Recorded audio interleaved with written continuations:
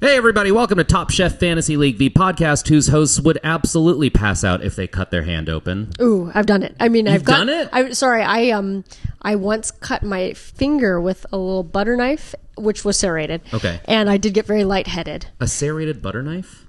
That's what we have in our household. Okay, interesting.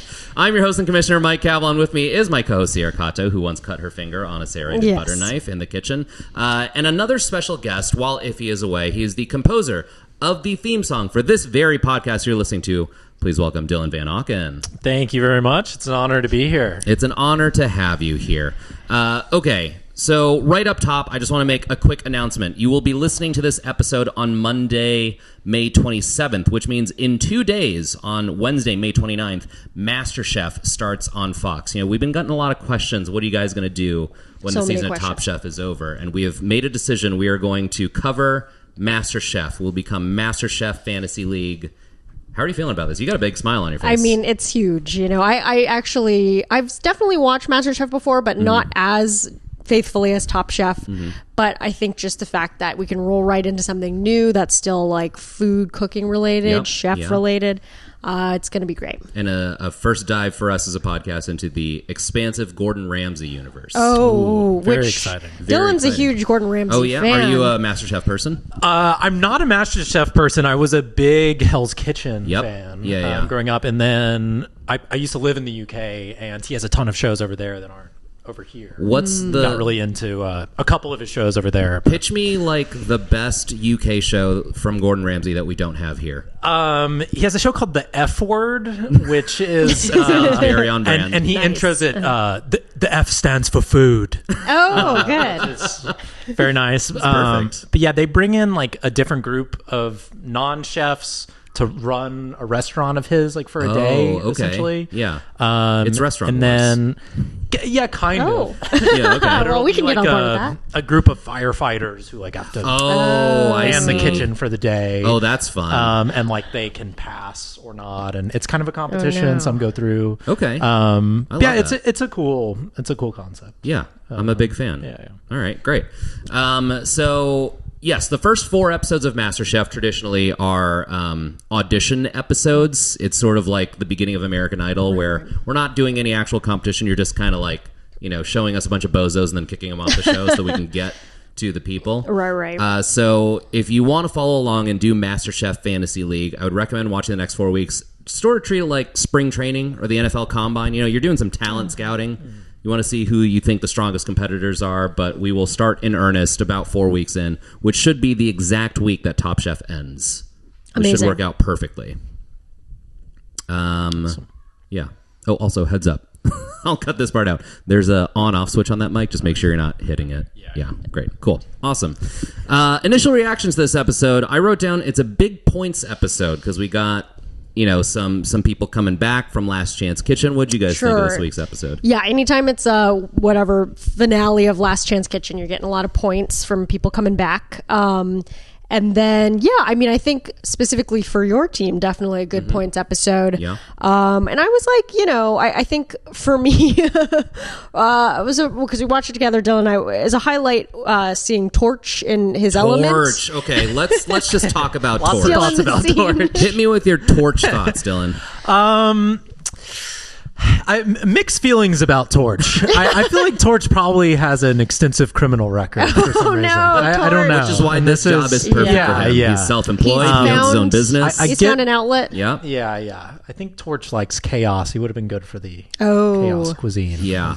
I think he's living his childhood dream. I think as a kid, he was like, what I want to do for a living is light things on fire. And he did it. And for that, I respect him. There's nothing more American than just saying, like, I'm going to light things on fire for a living. And here he is. Right. Yeah, he never gave up on the inner child. That's right. And then also, I was worried there for Dan Jacobs, who kept, trashing the boiled fish. I thought Torch was going to come in there and torch Dan Jacobs to death. Suddenly, Dan Jacobs is missing his eyebrows. Oh, God, I know. Yeah. Scorch and Torch. What I want to know is Torch his actual name? Or was this an awarded name? Because there name. is a phenomenon of people following careers based on their name. That's true. Yeah. Alicia Keys. Right, Alicia Keys. Is that her real name? It's her real name. I didn't know that. And she plays the piano keys. Wow. Yeah, there's a surprising. It was either number that of or examples. Locksmith for her. Oh, yeah, you're right. I could see the path jingle not now, traveled. like Alicia Keys will fix your keys, Oh, yeah. Yeah. Well, her second act could be that. That's right. She's still young. Yeah. She's still got time to pivot her career she was a from prodigy. international Grammy Award winning singer-songwriter to international Grammy Award winning locksmith. Yes, exactly. The other thing I wanted to point out is that fan favorite voting is now open. I don't know if you guys saw the commercial, but they're like, go to bravo dot whatever. It's .com or Bravo TV. I honestly don't know. Yeah, what did / they? whatever. You can vote for your fan favorite. All I know is their app doesn't work very their well. app sucks ass. The poll will error out. Yeah. Who do you guys think is going to win fan favorite? I'm going to go with Amanda. Yeah. I think Amanda's she's the most Amanda's a strong endearing. one. I mean, Michelle, right? Because you can still win if you're still Those in. are the two to me who have shown the most sort of like personality. Yes, I think favorites. I mean, Rosca had a good chance maybe, but I think maybe got out too early. We've kind of forgotten about her. It's usually I don't top know. 6 or 7. You got to make it to the upper half to be a fan favorite. Yeah, I think it's got to be between those two. Yeah, I agree. But wouldn't it be amazing if it was David Murphy? Would be great. And he launched a campaign to now bring him back to get some revenge on he the starts producers. posting now. Yeah. All right, let's dive into the episode. The very first line of this episode is Michelle saying, "I miss home so much." So I'm going to rule she gets points for that, saying you miss your husband, your wife. Home, I think, falls under that category. Savannah, tell me what you think here. I'm going to rule does not get the point for agreeing. All she says is, "I know." But she doesn't say anything to the effect of, "I too miss home." Right. I think that's a tough one. I think she felt obligated to say something. Yeah. So I don't know what her exact sentiment is, She danced around as she talks a lot about home. Sure. But she never does actually says, "I miss whatever." Right. I know she's given good cred to her boyfriend or husband who made the quick fire challenges to test her out before entering. I don't know. That's a tough one. Also, she's on my team. It would behoove me to give her points. And I'm sort of like, she didn't say it. Sure. I don't think she gets it. That's and true. you know what? Michelle would get the points for Iffy, who, quite frankly, needs the points. That's true. I mean, especially, after Last Chance Kitchen, as we'll talk about, you know. All right, so let's rule. Michelle gets points for saying, "I miss home." Savannah does not. But this leads to a discussion where Michelle talks throughout this whole episode about how she's sort of like in her head about things. She hasn't performed her best. She thinks being on the bottom is really hard on your mental health, which I agree with. We move on to Dan and Sue, and I bring this up for a few reasons. One, Sue says that a peanut butter and jelly sandwich should be a 2-to-1 ratio, and I was like, that's too much peanut butter. Ooh, I think I actually agree with Sue on this one. Can't stand a PB&J with too much J, Wow. I mean, I would think 50-50, but, That's just, it seems like just a dash of jelly at that point, but... To me, it's the Uncrustables is like the platonic ideal of the PB&J, you know what I mean? Yeah. And it feels like 2-to-1 because there's peanut butter on both sides of the bread, but the peanut butter is so thin, I think it's closer to a 50-50. It's like 25-50-25, you know what I mean? True. Yeah. I like if you do 2 layers of peanut butter, you put the jelly in the middle, maintain the integrity of the bread. Yeah. Oh, that's be a thin spread. A sealant almost. Yeah, okay. Yeah, as long as the jelly's a little thicker, which naturally substantial I think jelly. You're applying more, Yeah, I don't want a runny jelly in there. No. I also bring this up because I don't know if you guys caught this.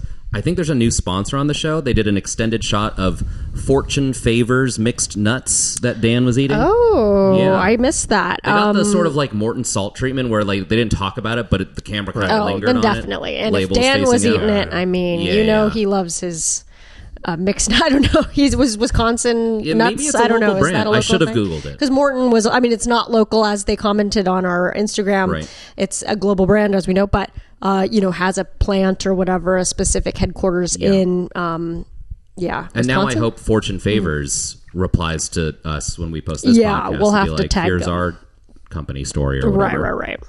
And the third thing to happen in this conversation is Sue said he misses his wife. So that is pointage for Sue there for you. Yeah. And you really need it. Our quick fire this week is a meat raffle. The winner gets $10,000 in quick fire, quick cash. They introduce Art Smith, who I knew as the guy who has a restaurant at Disney World. That resonate for you guys?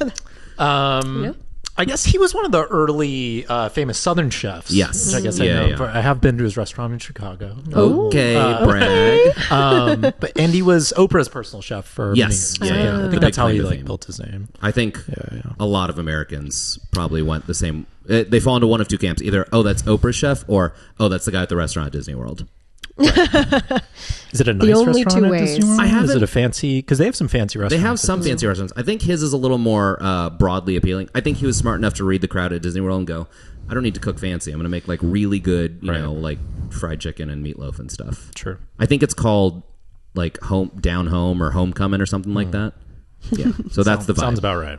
Yeah. But I didn't think he was a fun guy. He really expressed a lot of love for the contestants, which was cute. Yeah. Big personality. You know, if we ever need to sub in Tom for someone else, my vote goes to Art Smith. For us, slightly like more not as mad and angry, but you know, maybe you need a little bit of both. Maybe you need a gentle edge when you're judging. Sure. You know? We're entering a new era of Top Chef. Why not shake it up? Not that I'm advocating for Tom's removal. We are getting so far away from the thread here. So we start the quick fire. It's a meat raffle. Manny says he can do red meat for breakfast, lunch, and dinner, and he's surprised he doesn't have gout. And I was like, oh boy, Manny, you got to watch that diet. Someone mentioned by name they're going to cook on the Viking Range, and I was like, we're really cramming in more sponsors this episode. Yeah. I mean, it's gotta pay for itself, I guess. The show costs a lot of money to operate. I also noticed, I don't know if you caught, I mean, maybe this has been in previous weeks. I saw someone's arm, and I think it was Sue, had a Morton Salt tattoo on it. Oh my God. Yeah, no, I don't think I caught that, but he does have a lot of tattoos. I mean, someone with the ability to screenshot, go back, watch it. Let us know if you spot a Morton Salt tattoo. I saw it in the quickfire, and it was too fast for me to pause or go back. Is it the logo? Yeah, the girl with the umbrella. Right. Oh, because Kristen has a tattoo that's somewhat similar to that. Sure, it's like an outline of a human with like a wispy, like an umbrella that just got hit by lightning. You know what I mean? Right. Yeah. Different salt brand. Will require further investigation. So the quickfire happens. Everyone seems to be behind. We need to get into the details there, but everyone is pressed for time. And our favorite dishes end up being Sue and Savannah, who had the worst meats. Yeah.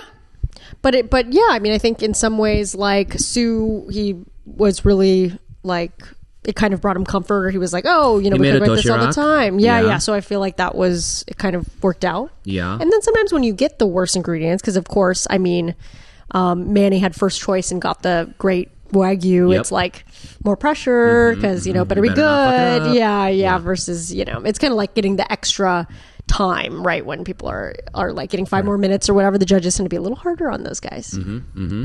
Savannah did she had a choice. She wasn't stuck with the Spam.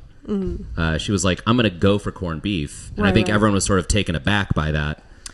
That corned beef looks pretty rough. I mean, it always does. It looks pretty unappetizing. Sure. Yeah, I guess. I'm surprised. I kind of forgot that corned beef would be considered that because I love a good corned beef hash. I love I'm going to a diner. I'm ordering the corned beef hash. And I prefer the more processed, like, that's what you want same consistency same with the Spam version. Or as they called it, luncheon meat. Right, you can't call it Spam. And I remember, and I've been to the store and it's called canned ham, and I'm like, what is that? Oh, Spam. Yeah. But yeah, so I think, you know, it's cool to see like they used it correctly in a cool way, but also I kind of forget that, like, those are actually not as appetizing, I guess.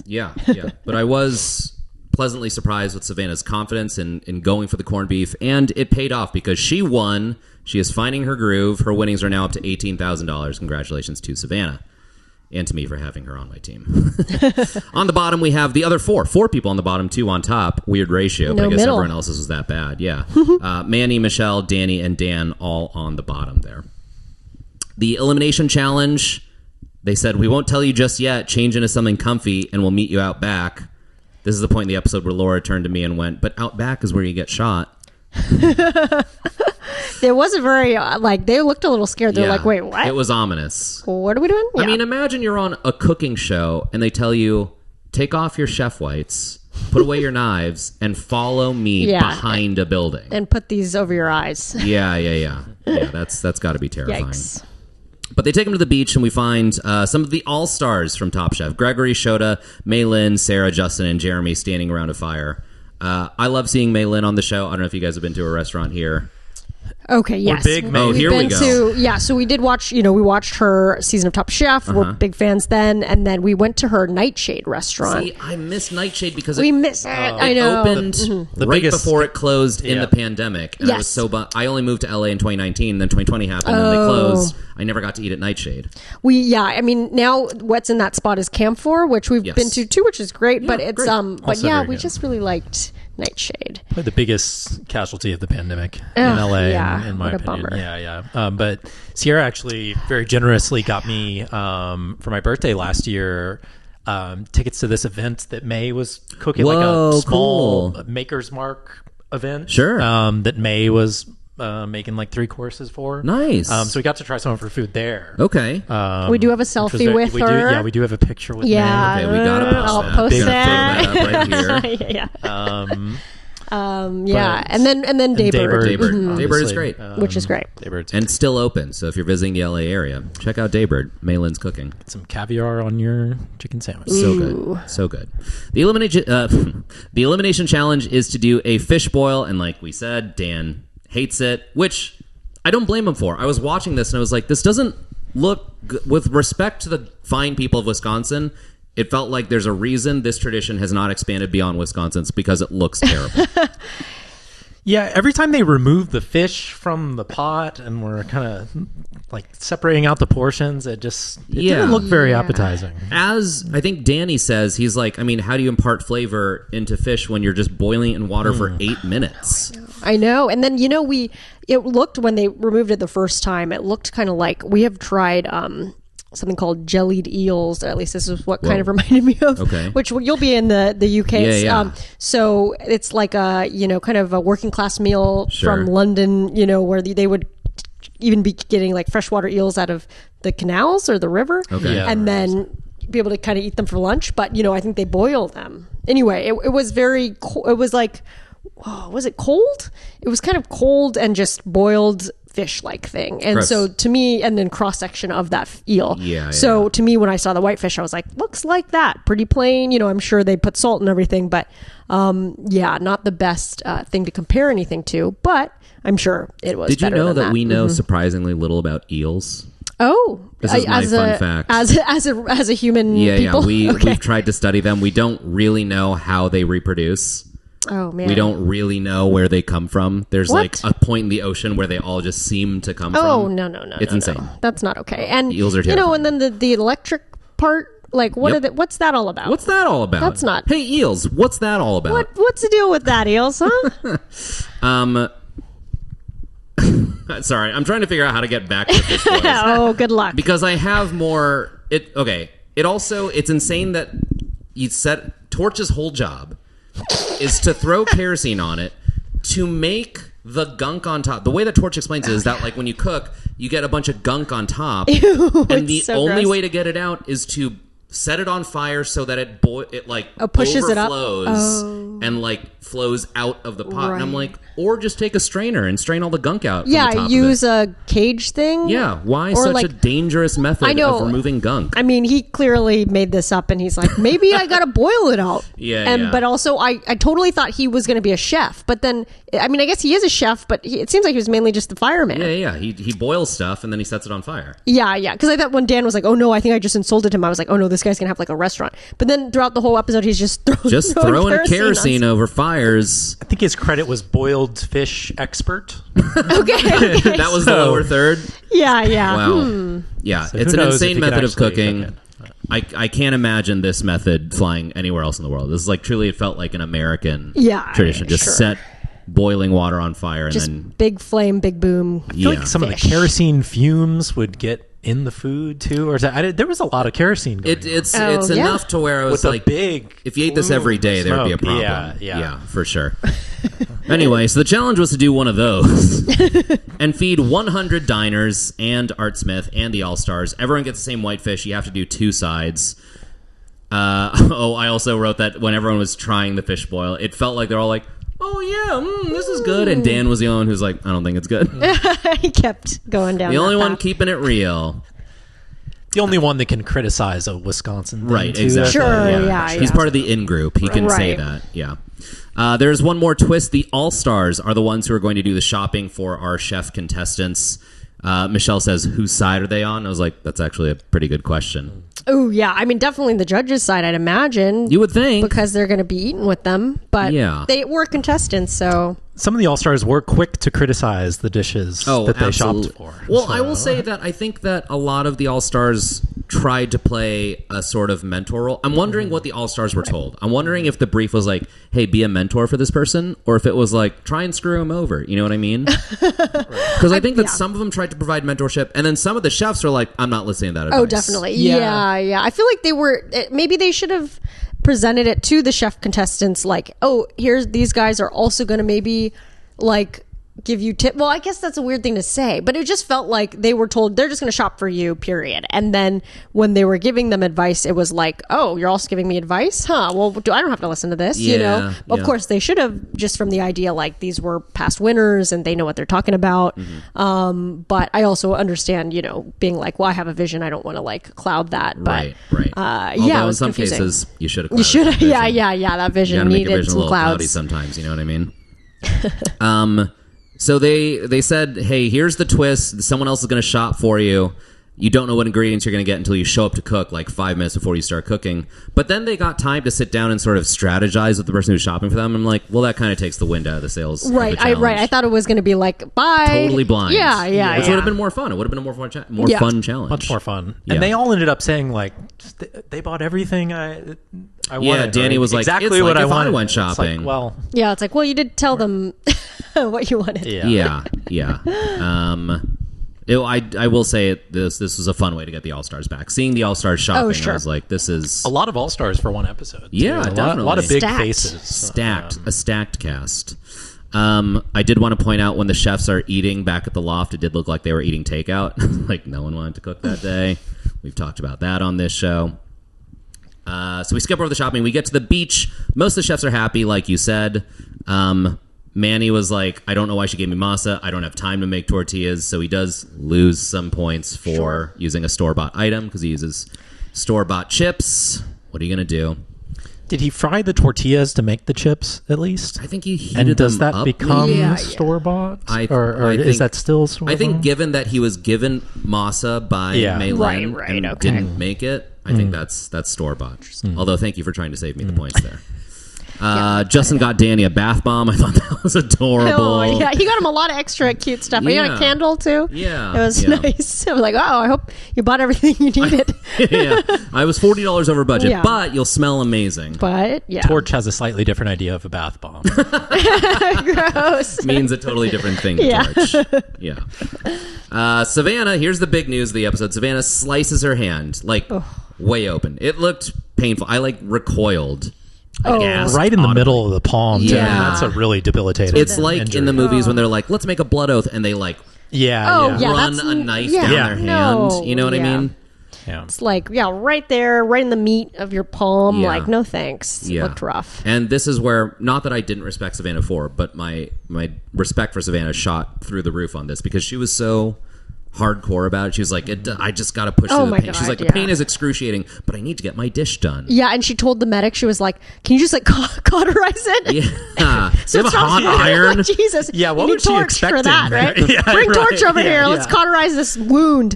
No, I know. Yeah, I mean, that's such a funny way to put it, but I think, just being like, okay, let's stop the bleeding. I can deal through the pain, but practically I can't be dripping blood into my boiled fish. Exactly, yeah. No one wants to be eating Bloodfish. Yeah, that's next episode.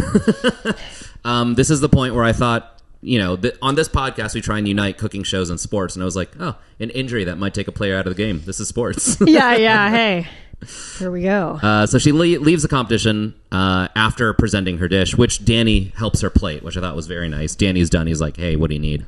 But she leaves, and then she comes back later with stitches. So, Savannah, I hope your hand is doing well. Ooh, yeah. If it needed stitches, I mean, it did look like it did, then that means it's real deep. Yeah, exactly. Dan points out that this is a really physically demanding challenge. He says the most physically demanding challenge all season because it's hot, it's windy, and you have to walk over the sand. And every time they make Dan like run around or lift stuff, I'm like, no one thought this through. You cast a guy with Kennedy's disease, and you didn't think through like the physical. You know what I mean? Right? Yeah. Is there somebody there to kind of do something? Seems like there should be some accommodation. There should have been. Yeah.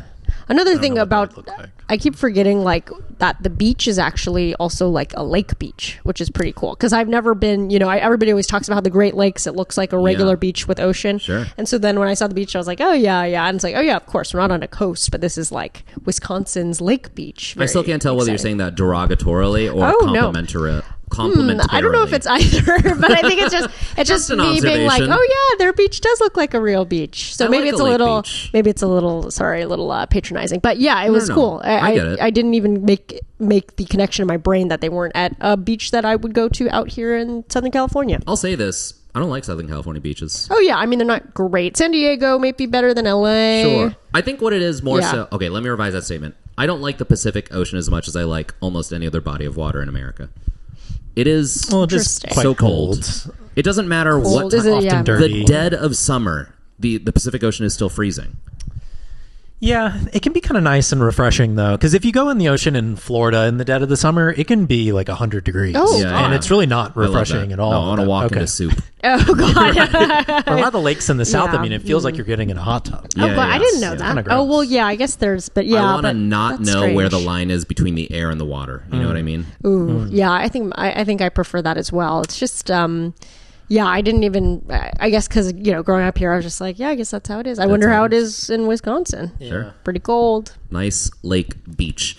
Our top dishes.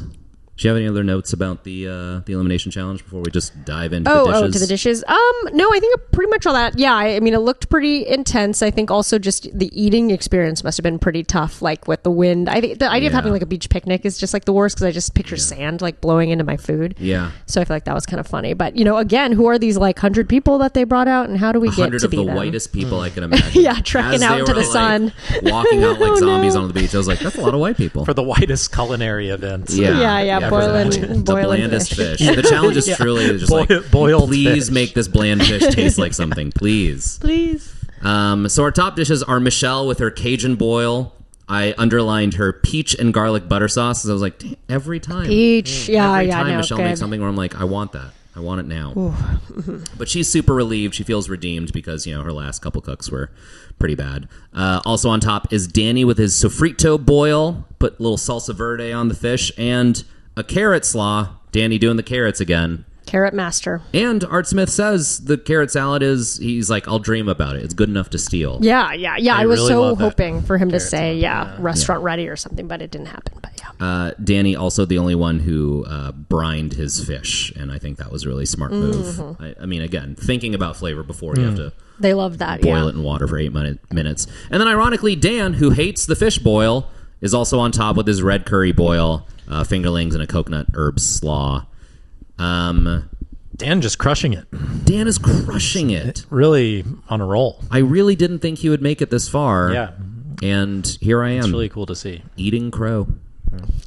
Yeah. I mean, again, I think it's the local thing really works well for him, but also, he's just putting out some good stuff and like being confident in his vision. I think on this one, it helped him that he had such a strong opinion on fish boil that he was like, I'm going to go against the grain here. Sure, he's like, I don't like this dish at all. I'm going to do it the only way I could make it palatable to myself, which is the advice that everyone gives on Top Chef, which is like, cook your food. Right, it always boils down to just like, cook the stuff that makes you happy. And it paid off for Dan.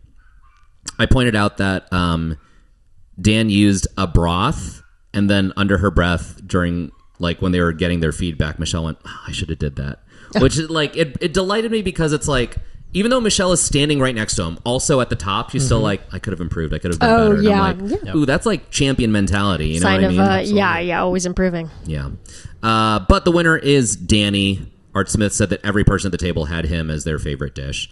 On the bottom, we have Manny with his Mexican boil, guacamole, and rice. And this is one of those things where I actually, to go back on what I just said, he tried to cook food that made him happy, and it wasn't enough.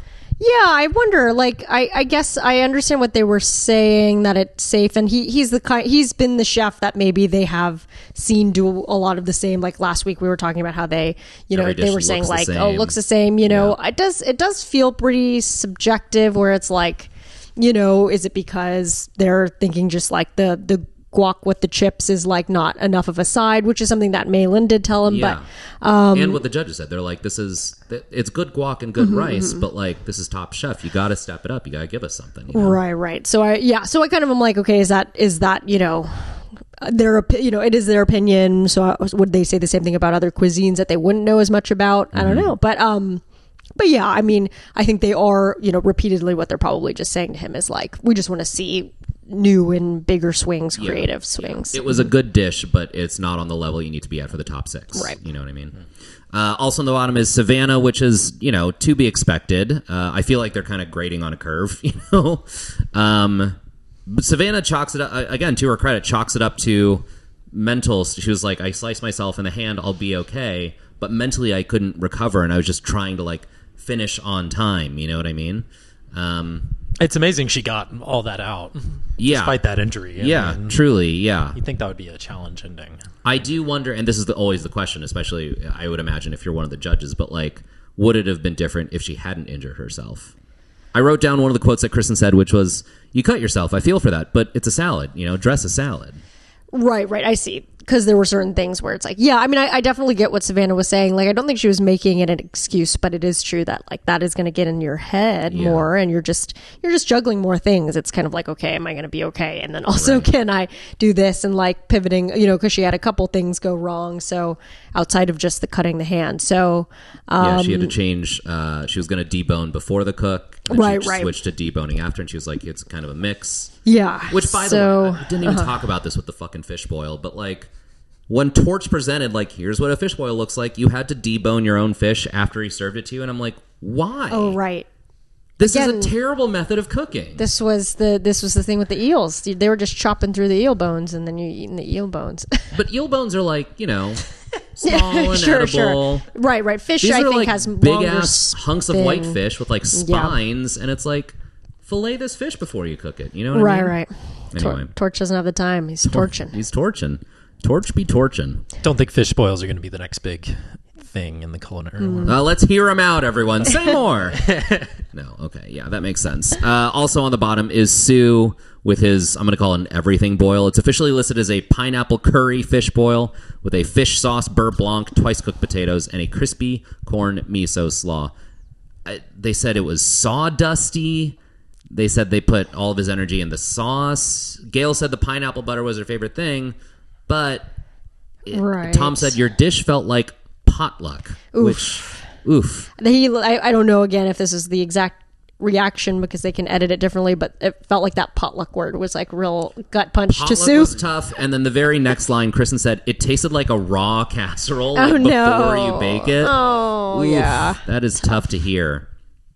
And then, as Tom says, while they're judging, it's what do curry, miso, and salsa verde have to do with each other? Right. And again, they did like ask him, hey, so can you give us, like, I do think if he had come up with some, that's what this was story, maybe it could have helped slightly. I don't think it would have, maybe he still would have gone home, but like he came in and kind of just confirmed their suspicions, which were he didn't have a vision exactly. Right. Which he Gregory didn't have a flavor thing. When Gregory came back from shopping for him, he was like, Sue doesn't really have a plan. Yeah, and he was like, I got him a lot of stuff. I hope he doesn't use all of it.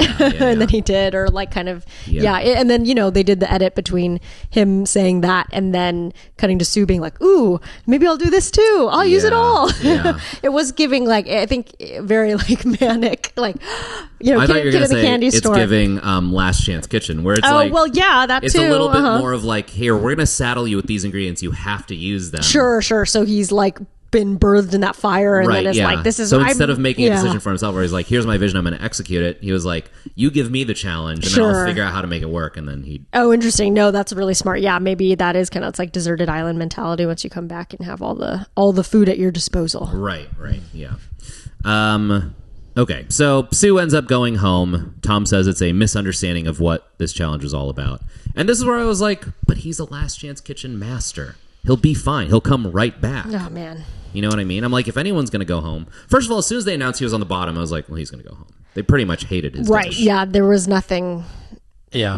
I mean, I felt like there were some strong opinions about his dish, so I was like, probably. It's a real shame, too. I thought there was a good chance he was going to pull it off the whole time. That's what kind of the entire season he's been That's his combining narrative. He's the comeback ingredients and very conflicting ingredients and somehow makes it work. And it's been really cool to see. It seems like he breaks all the rules, but I guess he flew a little too close to the sun. Little Icarus.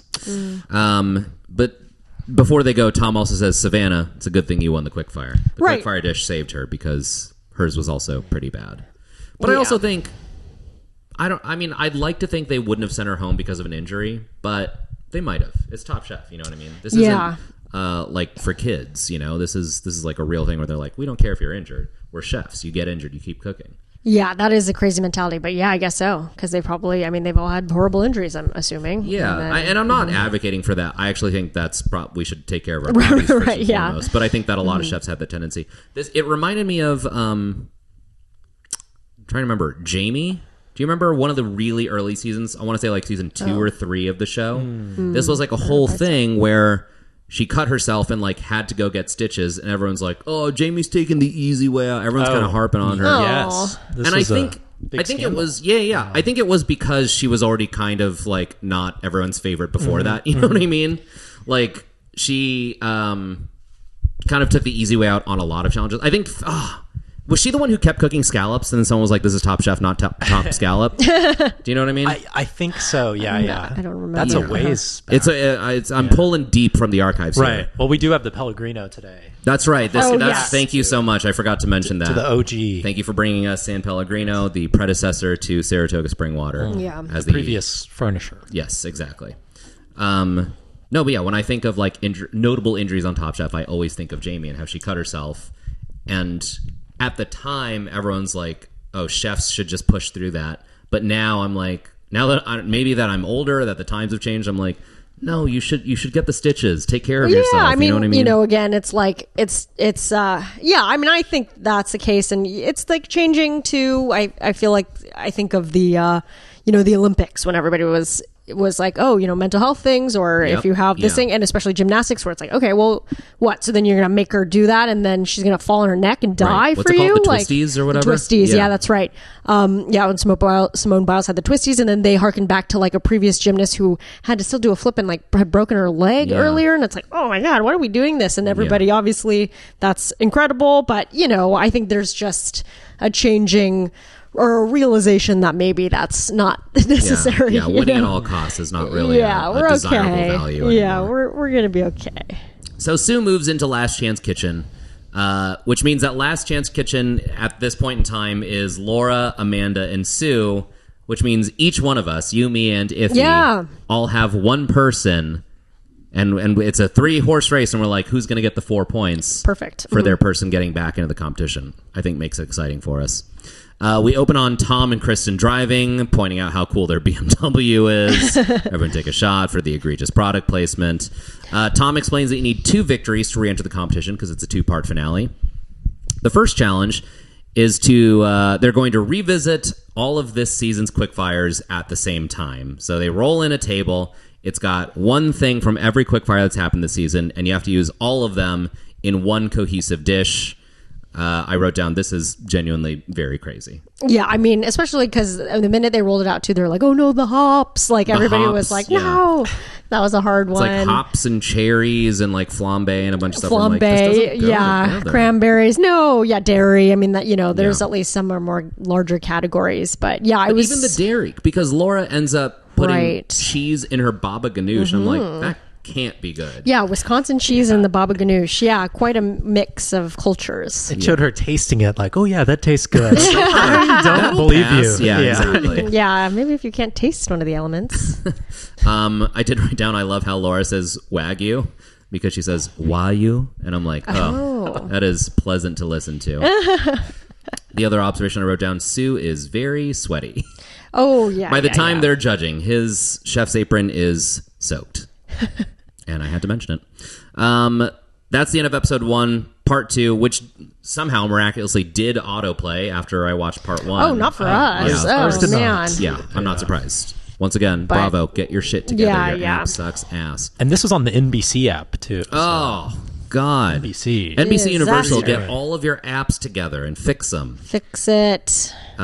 Sue gets eliminated, which sucks. I bought into that narrative of, like, he could be the one to make it through from Last Chance Kitchen. Right. I thought they're playing up the Kristen's origins and that she obviously fought her way back in. I mean, I do think, and this kind of goes back to also like Kalina opting out. Like it's hard to, I think, go back in. You have to win it twice. Yes. There's something psychologically difficult. And I think especially for him too, because he fought his way all the way out from the very, very beginning. So so I do think it was, maybe part of that, but he seemed motivated. He was like, this is my home, and I two out of whatever he called it, 2 out of 3 or something. Right. So could have just, it was a tough challenge, and then the 2 chefs he's up against were for all intents and purposes harder than the ones that he faced before because they stayed in the competition longer. Who knows? So Sue is out. That's your horse out of the race. So sorry. Tragic. Tough. We were really rooting for him. I think Sue was also very tired at this point. They showed Sue struggling to sleep the entire season. That's right. Which they've never done. I think before. Yes. And I wonder if he just got burnt out. I think it'd be tough to sleep again in an environment that, if you're used to sleeping at home next to your wife, and then he misses his wife, and then he has to sleep in these random places, could be. I think that this is a thing with a lot of competition shows where it's just like the longer you're in the game, the more it just becomes a mental game. Yeah. Like all the chefs are roughly at the same skill level now. It's not like who is like the best. It's like they can all cook, but who has the mental fortitude to like double down and do the job? You know what I mean? This is the beauty. Have you guys ever watched Alone? Oh, my dad is a big fan, so I've heard of it like secondhand. Yeah. Are you aware of Alone, Dylan? No. So it's they drop a bunch of people in the wilderness and they give them camera equipment and they just survive on their own. Okay. And the way I always pitch it to people is like, it's amazing because once you get past a certain point, everyone has proved they know how to survive. It's like they've secured food and shelter and stuff. Then it becomes a mental game. You see them you watch people go crazy in real time because they're just like not around other human beings for months at a time. Oh, and it's just so it's one person, and they don't know how long they've been or it's like they don't know if they're the last one out there or not. Right? Yeah, so you just have to last as long as possible. And when someone comes to get you and says you won, that's when the game is over. Right? Okay. So you don't know there's 3 people left. Yeah. Okay. And the record is like I want to say in the hundreds of not more than 200, but it's like 100 and something days is the record. So it's like alone 4 months out there living on your own, and it's never good. What? It's not good. Again, it's like the part of the not joy, but like the interesting part of that show is you get to watch people genuinely lose their minds. Yeah. There was one guy who famously had to get pulled for health reasons. So what they do is they come every like week or 2 weeks or with increasing frequency to do a medical check to make sure you're not dead and then to like give you basically more batteries so you can keep filming yourself. And they did a medical check on this guy and they pulled him for medical reasons. They're like, you can't go on, you lose this competition. But he had a bunch of fish stockpiled. Oh. But like the previous few episodes, you watched him kind of just go like, I can't eat. I have to make this last. Like he just went crazy. And when they were like, we're pulling you for malnutrition, he's like, no, I have fish. I can eat. I'll just eat the fish right now. It's too late. You have to go to a hospital right now. Man. That's so interesting that I could get to that point. Mm-hmm. And then conversely, I remember one of my favorite contestants. I could talk about Alone forever. This is an Alone podcast now. Nice. There was one contestant who a lot of contestants fall into this category where they tap out because they're like, I've proven to myself I can survive. Like, they did it. They survived, and they're like, I don't need the money as much as I would just want to be with my family. So they're just I'm good. I'm done. Mm-hmm. And this one guy literally built himself a bowling alley. He built a cabin. He secured himself food. He literally he whittled himself like a desk so he could try and write and stuff. And then he got so bored that he whittled pins and found a round rock and bowled for fun. He was so good at surviving, and then he's like, I'm bored. I'm going to go home. Oh, no. Come on. on. And he wasn't even like close. He was like 5th or 6th. He just got so good at surviving so fast. And he's like, I'm done now. Yeah, like what else do I have to prove? Yeah. That's very impressive. Yeah, cool. So watch Alone. Yeah. The second challenge in Last Chance Kitchen, Jesus. It's a 2012 throwback, which is Kristen's winning season of Last Chance Kitchen. Her challenge was to cook a great plate of food. She made pasta. And that's their challenge now, is just make a great plate of food, which I think is really hard. And Laura sells it for the audience. She's like, I work best when I have like a frame to work in. And just being told make whatever you want is actually really difficult. Yeah, I think that is tough. Yeah, just open-ended, especially when you're already in the mindset of like, what are they going to give me? And I'm looking around and working with this. And I think... But yeah, I mean, surprisingly, Laura like had I felt like had a clear vision. I mean, and then Amanda, like, I was worried because she was kind of like, okay, what do we have in here? And it's like, what do you do well? You know. I mean, I think they're different approaches and they can each pay off. But like Laura's was, I've made this dish. This dish is at my restaurant. Yeah, then I feel like that's what. And Amanda took the tack of like, I'm gonna do something I've never done before. Right, interesting. And I think Laura's approach is the one you have to take, and you really have to come into the competition with like a number of dishes ready to kind of pull out the bag, especially if you make it to the finale. I mean, that is the challenge, right? Just do whatever you want. Make your best meal for everybody. So I feel like it shouldn't be that hard. I almost think they should have sure enough dishes kind of ready to go just to meet that challenge. Right. Like I think if Laura wasn't such a talented chef and like she was one of the your top picks and like the her pedigree is great, so. If you're going up against someone like her cooking her restaurant dish, like I feel like you have to also kind of come in with something that you're like, I've perfected this over many tries. Yeah. And then like and it sounded like Amanda's dish was good. It was just like it's tough to refine that, right? Like when you're competing against somebody who's done this multiple times, same dish. Yeah. I will point out for the audience, Laura does say, or she talks about her husband. She does not say, I miss my husband, so no pointage there. And Laura wins the competition, which means she is back in the main show. Next week, we'll see her walk back into the Top Chef kitchen. And since Amanda is out, Iffy's team is now down to just one player. Iffy has Michelle, and all of his points are riding on Michelle, which means he cannot win this league.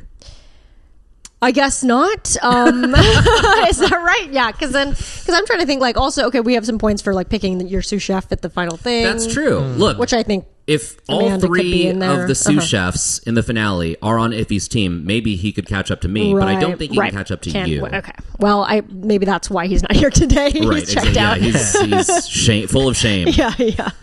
Speaking of points, let's tally them up. As a reminder, you can find our scoring rules on our Instagram at Top Chef Fantasy League, which we might change that handle soon because we might change the name of the show. We don't know. The quickfire favorite dishes this week were Sue and Savannah. That's a half point each. The quickfire winner was Savannah. That's 1 point. Judges table was Michelle, Danny, and Dan. They get a point apiece. The elimination challenge winner was Danny with 2 points. Last Chance Kitchen, Laura and Amanda each get a half a point for winning the first challenge. Laura gets 4 points for re-entering the competition.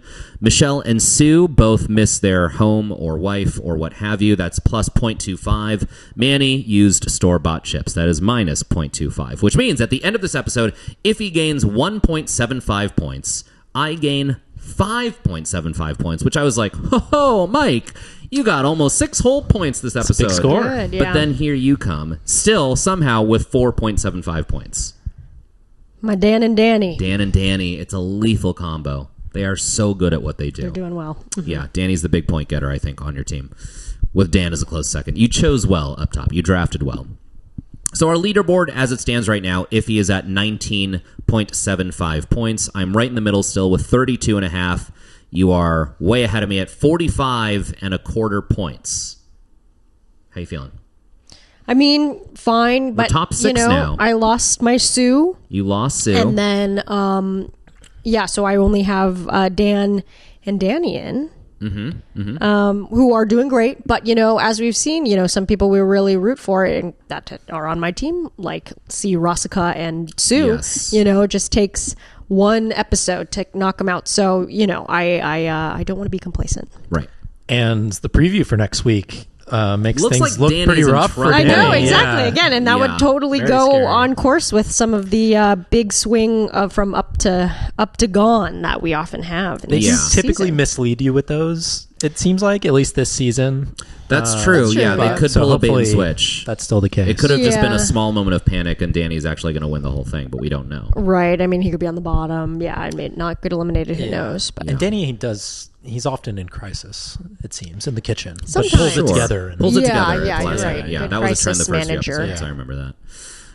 Hey, if you have any thoughts or suggestions, you can drop us a line on Instagram at Top Chef Fantasy League. If you're doing your own Top Chef Fantasy League, please tag us. Talking to you, Amy Schneider. For full unedited episodes, you can check us out on YouTube. Sometimes people are like, hey, what's the unedited episode? And it's really just this, but with more ums and ahs in it. It's only like 30 seconds longer. It's that you're not missing out on anything. But if you want to look at our faces, you can check us out on YouTube. Thanks again to my co-host Sierra Cato and our special guest Dylan Van Auken. We will be back next week, and don't forget to start watching MasterChef this Wednesday on Fox, because we will be pivoting to a MasterChef Fantasy League as soon as Top Chef is over. Top Chef Fantasy League is hosted and produced by Mike Cabalon, Sierra Cato, and Iffy Wadiway. Our theme song is composed by Dylan Van Auken. Special thanks to Jarvis Johnson. Follow us on Instagram and YouTube at Top Chef Fantasy League.